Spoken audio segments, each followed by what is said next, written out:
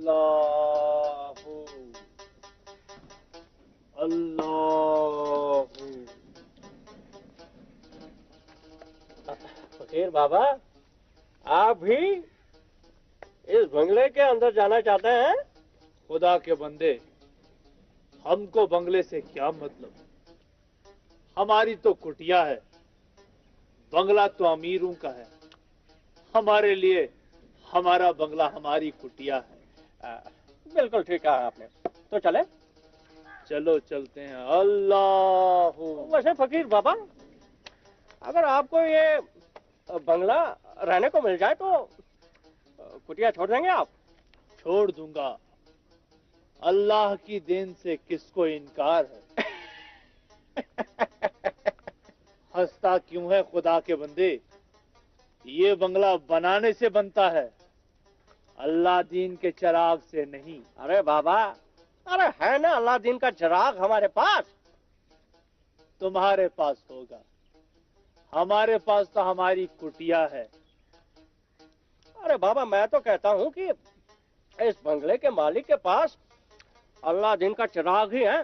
अरे तभी तो ऐसा शानदार बंगला बनाया है।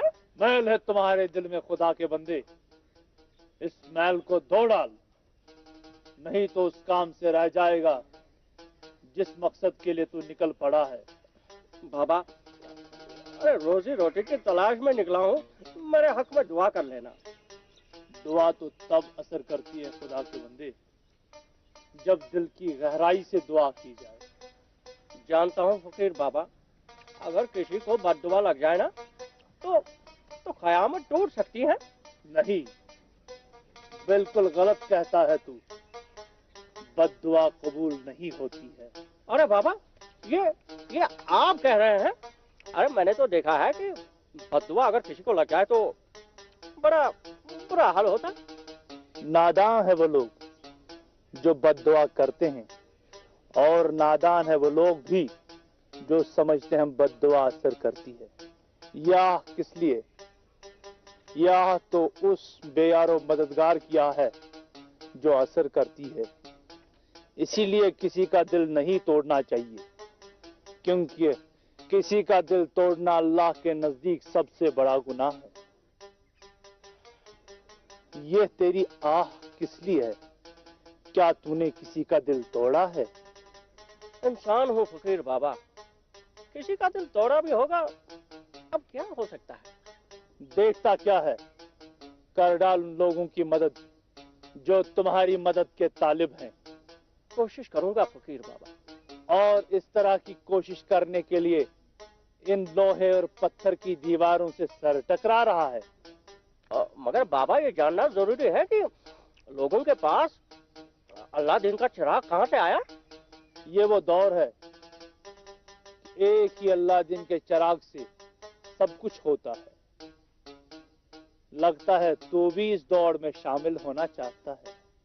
अरे क्या बाबा, इस तरह की दौड़ में शामिल होना आसान है क्या? आसान भी है और मुश्किल भी। अरे बाबा, इस तरह की दौड़ में दिलों को जोड़ना मुश्किल है, क्योंकि ये दौड़ अंधों की तरह दौड़ना है। बहुत समझदार है तू। जिस काम के लिए तू निकला है, तुम्हारी अच्छी नीयत के बदौलत पूरा होगा। बस बाबा, बस इसी तरह की दुआ कर लेना। दुआ तब ही काम करती है जब दिल की नीयत सही हो, वरना। अरे बाबा, छोटा आदमी हूँ, आपकी दो बातें मेरे लिए खजाने से कम नहीं। उन पे अमल करके मैं आगे बढ़ूंगा। नेकी के रास्ते पे चलोगे, रुकावटें आएंगी। वो रुकावटें जरूर मेरा इम्तिहान लेंगी, और इम्तिहान दिए बगैर मकसद हासिल करना मुश्किल है बाबा। नेक इरादे है तुम्हारे खुदा के बंदे, यही तुम्हारे लिए सब कुछ है। अल्लाह मालिक, अल्लाहू। ये क्या हो रहा है यहाँ पे? हाँ, अल्लाह की सरजमी पे रोजी रोटी की तलाश हो रही है खुदा के बंदे। मेरे बंगले के बाहर रोटी रोजी मिलेगी तुम्हें? तुम्हें अल्लाह की देन सब कुछ है, किसी को कुछ देगा, तुम्हें क्या कमी होगी? ये क्या कम है कि जो तुम भी आ गए?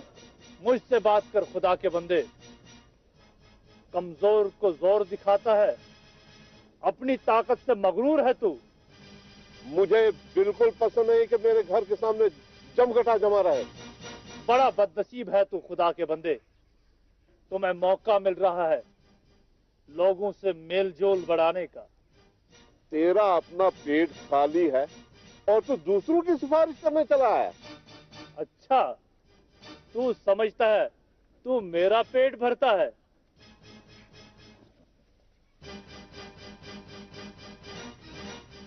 ले, तू अपना पेट भर दे और चला जा। बहुत पैसा उछालता है तू, हल्का है ना?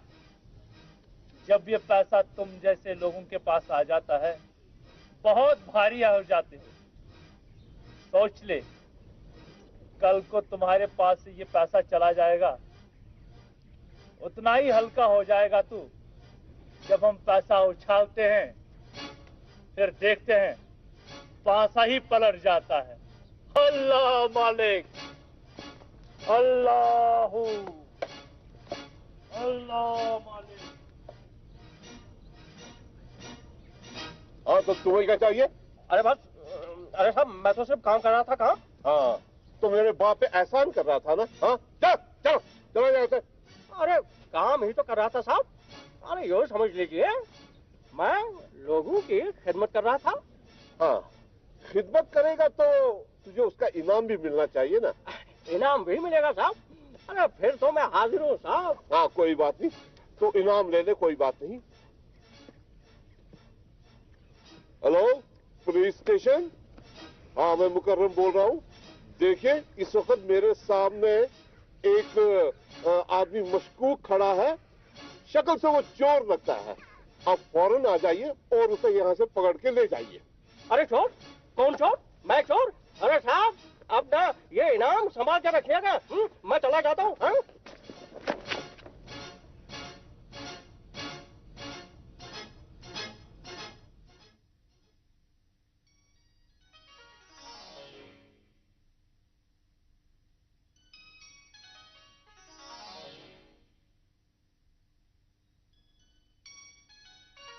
ये बताइए, आपका बेटा दफ्तर में किस हैसियत से काम कर रहा है और कितनी रकम गायब हो चुकी है? मेरा बेटा क्लर्क है और जो रकम गायब हुई थी वो 1 करोड़ की थी। 1 करोड़? अल्लाह गवाह है कि मेरा बेटा बिल्कुल बेकसूर है और बड़ी मुश्किल से उसे ये नौकरी मिली थी। अपनी नौकरी और इज्जत खतरे में डालने वाला नौजवान वो नहीं है। इतनी बड़ी रकम के लिए तो कुछ भी कमाया जा सकता है, फिर इज्जत और नौकरी क्या मायने रखती है? बेटी, आप भी उनकी तरह सोच रही है। मैं जानता था मेरी बात का कोई यकीन नहीं करेगा। आप भी नहीं। मैंने अपने बेटे को खून देकर पढ़ाया है। एक गरीब ही उसकी कदर करेगा। मेरा बेटा क्लर्क है, मगर पढ़ाई में वो सबसे आगे है और मुकर्रम साहब से 10 कदम आगे। तहरीर, क्या बात है, आज बड़ी जल्दी घर आ रही हो? तबीयत तो ठीक है ना? जी हाँ भाईजान, आज वो अदालत में कोई काम नहीं था, इसलिए जल्दी चली आई। लगता है तुम्हारे बॉस ने कोई कॉम्प्लिकेटेड केस सॉल्व करने के बाद आराम करने का इरादा कर लिया। नहीं, कई केसेस पर काम हो रहा है। बस हफ्ते भर में कार्रवाई शुरू होगी। तो क्या उसी मामले को लेकर कुछ तैयारी हो रही है? नहीं भाईजान, वो चंद पॉइंट्स पर अपने बॉस के साथ डिस्कस करना था, उसी के लिए थोड़ा सा काम कर रही हूँ। तो क्या मैं ये समझूं कि तुम इंडिपेंडेंटली कोई केस बहुत जल्द अपने हाथ में लेने जा रही हो? कई केसेस हैं, मगर वो सारे बिल्कुल ही मामूली नौयत के हैं।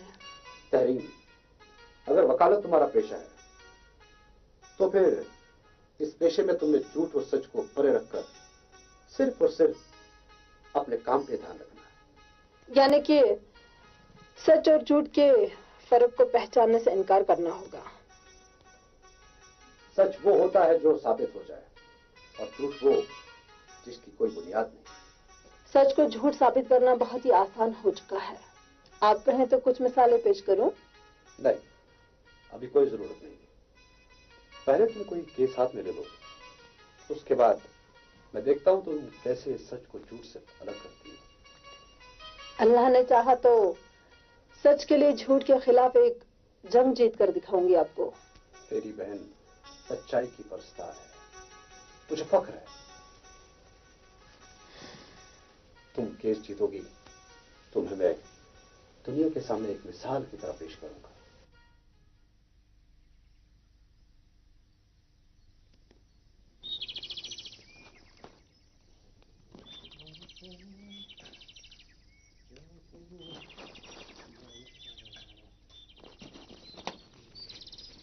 अच्छा चाचा, चलता हूं मैं, देर हो रही है। कहाँ चले? सुबह की चाय तो पी जा। अरे चाचा, आप भी अकेले और मैं भी अकेला। अरे चाय तो कहीं भी पी लेंगे। मौका नहीं मिला तुमसे बात करने का। कल रात तुम देर से आए ना, मैंने सोचा तुम मेरे घर आओगे ही नहीं। अरे क्यों नहीं आता चाचा। अरे आप तो फरिश्ता बनकर मेरे काम आए। तो फिर पहले मैं चाय तैयार करता। अरे फिर वही चाय। आप बैठे चाचा। और हाँ, अपने अकेलेपन की बात बताना। मेरा ये घर हरा भरा था। मेरा एक बेटा भी है। अरे चाचा, आपका बेटा भी है? पर कहाँ है वो? वो अपनी बेगुनाही की सजा जीत रहा है। बेगुनाही की सजा? अरे चाचा, एक बेगुनाह को सजा मिले? नहीं चाचा, अरे ये तो सरासर नाइंसाफी है। कौन देखता है? कौन देखता है कि इंसाफ क्या है और नाइंसाफी क्या है? बस समझो, जो पकड़ा गया वही गुनाहगार है। नहीं चाचा, अरे मैं तो कहता हूं कि इसके खिलाफ तो आवाज उठानी होगी। कौन सुनेगा मेरी आवाज? कौन सुनेगा? वो लोग जो गूंगे, बहरे और अंधे हो गए। ऐसे लोगों से इंसाफ की उम्मीद अपने आप से नाइंसाफी के बराबर है। मगर चाचा, आखिर ऐसा हुआ क्या है जो आपका बेटा मुजरिम बनाया गया? सुनना चाहते हो तो सुन लो। वैसे इस तरह की बात कहना मेरे लिए तो फजूल है। हाँ, कम से कम दिल का बोझ हल्का हो जाएगा। हेलो, हाँ बेटे, मैं हूं। बेटे, तुमने तो मुझे परेशान कर डाला है। अगर इलाज करने के बावजूद भी तुम्हारी तबीयत ठीक नहीं हो तो वहां रुकने का मतलब क्या है? 2 महीने और लग जाएंगे। देखो, तुम एक काम करो, तुम वापस चले आओ। जो नुकसान होगा वो कोई मान ही नहीं रखता। बेटे, मैंने तुम्हारे लिए यहां पे एक प्रोजेक्ट फाइनल किया हुआ है। बस तुम आ जाओ तो काम शुरू होगा। एक एक्सपीरियंस्ड स्टाफ मैंने तुम्हारे लिए सिलेक्ट किया है। कोई भी रुकावट नहीं है। जितनी भी रुकावटें थी वो दूर हो गई है। तुम आ जाओ, अपनी जिम्मेदारी संभालो। बहुत जल्द तुम टॉप के बिजनेसमैन कहलाओगे।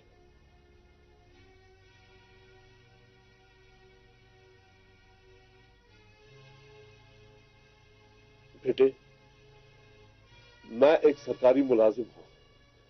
मुझे एहतियात से काम लेना होगा और ऐलानिया तुम्हारे बिजनेस का पब्लिसिटी मुझे करनी पड़ेगी।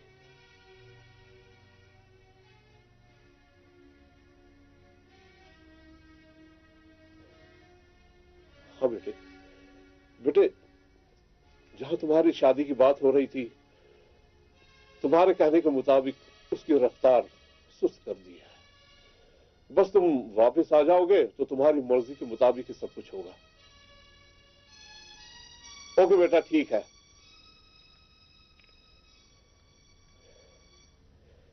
कहा कि तबीयत तो ठीक नहीं हो रही है, वो आ जाए तो सब कुछ ठीक हो जाएगा। अरे ये तो बहुत बुरा हो चुका है चाचा। अरे दफ्तर में 1 करोड़ की चोरी हुई है और पकड़ा गया आपका बेटा। अरे चाचा, मुझे लगता है कि ये काम किसी पक्के चोर का लगता है, और पक्का चोर दफ्तर का ही आदमी है। मिर्जा, यही तो मुसीबत है कि मेरे बेटे को कुछ कहने का मौका नहीं दिया गया ताकि वो इस हादसे के बारे में कुछ कह सके। देखिए चाचा, अरे मैं तो कहता हूं कि इसके लिए बड़े साहब से मिलना बहुत जरूरी है। 2-1 बार तो मिला हूं, पर वो मेरी बात सुनने के लिए वो तैयार ही नहीं है। अरे तैयार नहीं है चाचा, तो इसे तैयार करना होगा। लेकिन कैसे? ऐसे। अरे मिर्जा, बच्चों का खेल मत खेलो। मेरा मुकाबला तो दूर, मैं बड़े साहब की गरज तक भी पहुंच नहीं सकूं। अरे गरज को पहुंच कर क्या करोगे चाचा? अरे मैं तो कहता हूं गरज ही उड़ा दो, अरे खुद ब खुद हमारे पास पहुंच जाएगा। दरअसल तुम मामले की नजाकत नहीं समझ रहे हो मिर्जा। अगर और टाइम लग गया तो मेरे बेटे को कई सालों की सजा लग जाएगी। जरूर मिल जाएगी चाचा, अरे जरूर मिल जाएगी, अगर आप वक्त पे कोई सबूत न पेश कर सके। सबूत? लेकिन मैं सबूत लाऊंगा कहां से? देखिए चाचा, आप बस बड़े साहब के पीछे लगे रहो। अरे आप उसके पीछे लगे रहोगे तो कम से कम कोई सबूत हाथ में आएगा। सबूत? मैं लाऊं कहां से वो सबूत? अरे बस चाचा, साहब के पीछे लगे रहो। अरे कम से कम आपकी आवाज इधर उधर तो सुनी जाएगी। अरे है तो गरीब की आवाज, पर चाचा पूरा असर होगी। और हाँ चाचा, मैं आपके साथ हूं। तुम जा रहे हो? फिर साथ कैसा? अरे यहां से बिल्कुल नहीं जाऊंगा। अरे काम अपनी जगह पे करूंगा, और हाँ ठिकाना भी यही आसपास कहीं बना ही लूंगा। मिर्जा, यहां कहीं रहने से बेहतर है कि तुम मेरे घर में रहो। अरे चाचा, कहीं ऊंट वाली वो कहावत ना बन जाए। पहले मालिक से सर छुपाने के लिए जगह मांगी, फिर आधा धड़ अंदर ले गया। अरे फिर मालिक के घर में घुसकर अरे मालिक को ही बेघर कर डाला। मिर्जा, कोई इस नियत से अपनी जिंदगी गुजारे तो फिर उसका क्या कहना? अरे चाचा, बहुत ही सीधे और भोले भाले हो। अरे तुम जैसे इंसानों का तो कभी बुरा होना ही नहीं चाहिए था, पर ऐसा बुरा हुआ है कि चाचा बचना नामुमकिन लग रहा है। तो भी हिम्मत हार गए ना? जाओ, लेकिन शाम को जल्दी आना, कहीं मुझे इंतजार न करना पड़े। वैसे चाचा, आप दिन भर क्या करते रहते हो? रिटायर होने के बाद अपने बेटे की कामयाबी पर फूले नहीं समा रहा था, और अब मौका मिलने पर उसे मिलने जाता हूं, उसे हौसला दे रहा हूं। अरे चाचा, कभी मुझे भी अपने साथ ले चलो। अरे जरा मैं भी देखूं कि वो भी आपकी तरह हिम्मत वाला है कि नहीं। अभी उससे मिलने का मौका नहीं है, पूछताछ चल रही है।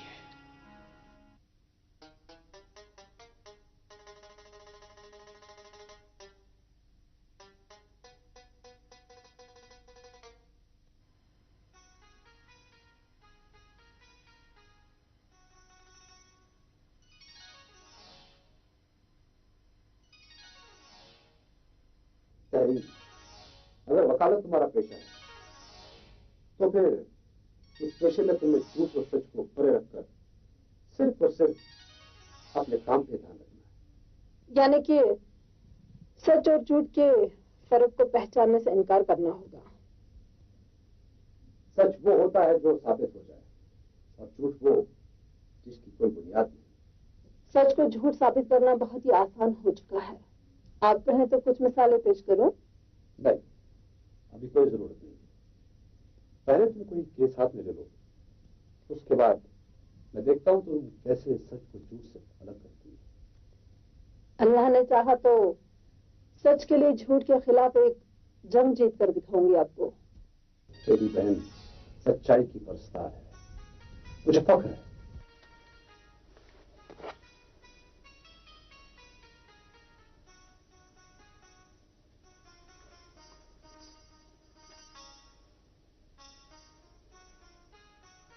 मुकरम साहब, मैं बोल रहा हूं इफ्तिखार। खैरियत थी, पर अब उसमें कुछ अड़चन आने वाली है। मुझे लग रहा है कि उस हबीब ने अपने बेटे के मामले में किसी वकील के साथ बात शुरू कर दी है, और वकील ने अपनी कार्रवाई शुरू की है। मुझे तब पता चला जब हबीब मेरे पास अपनी फरियाद लेकर आया था। मैंने तो उसको दुत्कार दिया था। हाँ मुकरम साहब, नामुमकिन है हबीब के बेटे की रिहाई। ये तो बस पैसा और वक्त बर्बाद करने की बात है। ये तो मेरा फर्ज है कि मैं आपकी मदद करूं, और अगर आप चाहते हैं तो मैं ये भी पता कर सकता हूं कि वकील कौन है।